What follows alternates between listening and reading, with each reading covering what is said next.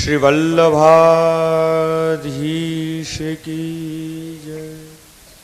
श्री गोवर्धन नाथ की जय। श्री गिरिराज धरण की। श्याम सुंदर श्री यमुने महाराज ब्रजभूमि की जय।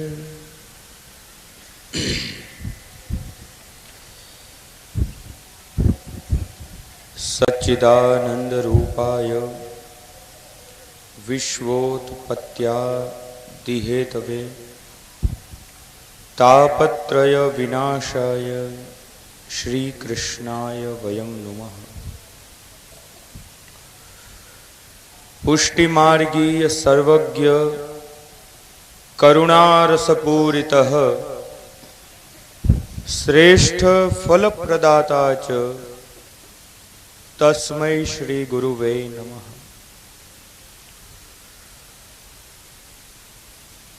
नमो भगवते तस्मै कृष्णायाद अद्भुत कर्मणे रूप नाम विभेदेन जगत क्रीडयति यो यतः।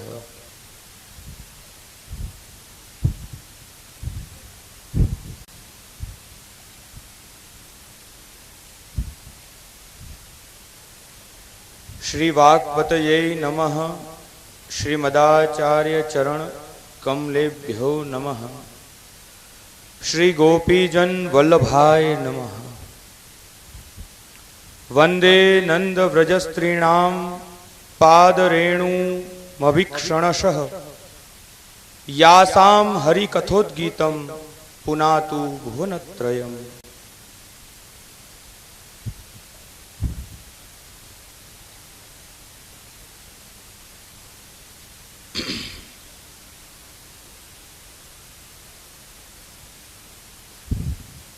मंच पर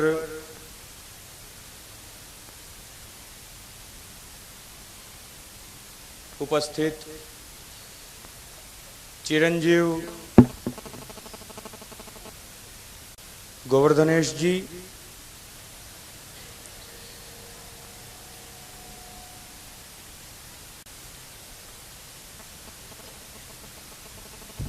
एवं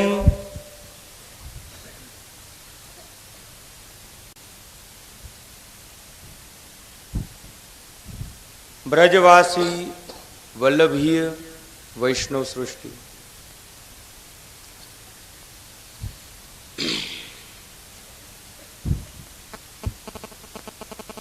आनंद आ रहा है? हाँ के ना? हाथ ऊंचो करो, चलो।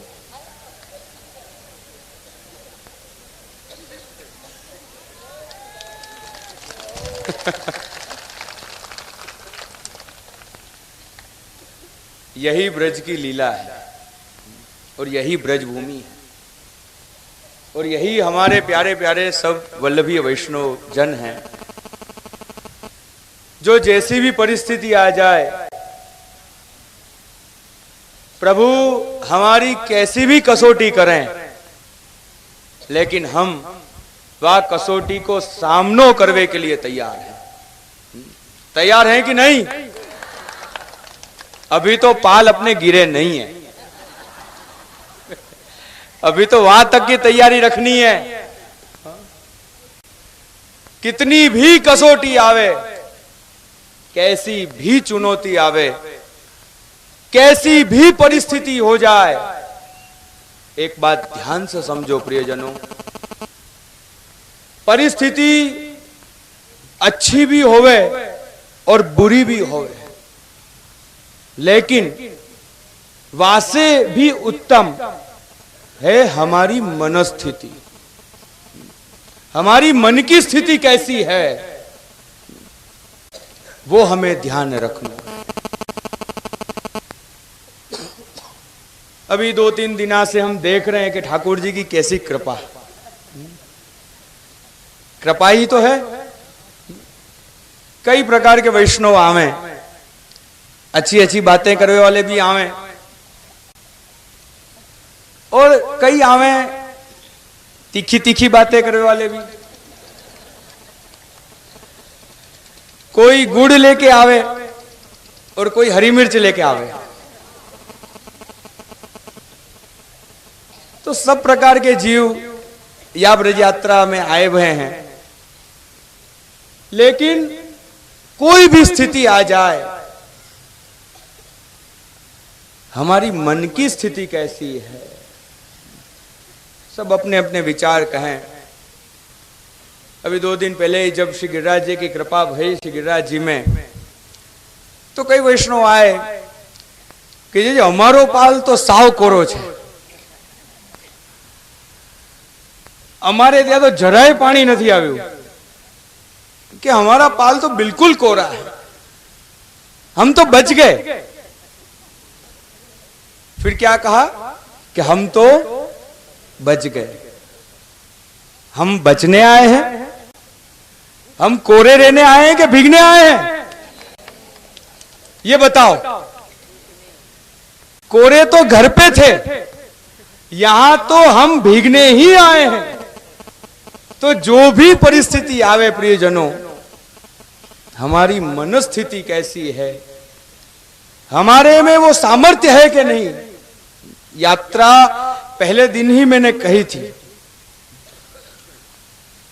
देखो यहां में तो कई बार हम झूठ भी बोले हैं कि यात्रा बहुत सरल है।